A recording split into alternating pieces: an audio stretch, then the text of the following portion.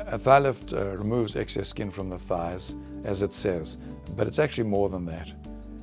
It contours the thigh, and it can go down to the lower leg. Especially with the post-massive weight loss patients who have laxity in their calves as well, will go down essentially to the ankle to remove excess skin. It's very rare that patients come in just for a thigh lift, but I do see patients just for a thigh lift. As I said, most of these people have excess skin in a lot of areas, but I do a lot of revision thigh lifts, or thigh lifts after people have had a lower body lift or a tummy tuck and have not had the thigh lift. So there's a lot of discussion in incorporating some revisions for them of the lower body lift with the thigh lift. The thigh lift consultations are all about technique, what to expect, the recovery, and so forth. There are three approaches as far as I'm concerned.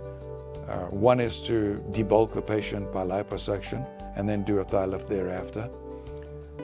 Typically that is what we call a longitudinal thigh lift, the incision going from the groin on the inside of the thigh down to the knee, or as mentioned earlier, past the knee down to the ankle. There is another technique called a spiral thigh lift, which is in the groin that goes behind the buttock and up to the hip area.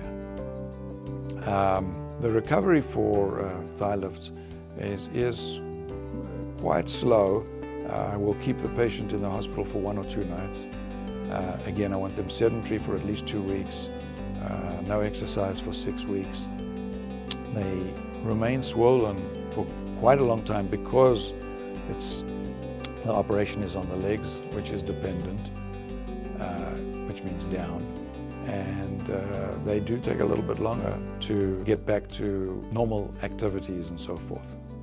Since most of my post-massive weight loss patients are from out of town, we do give a lot of different hotel options to them.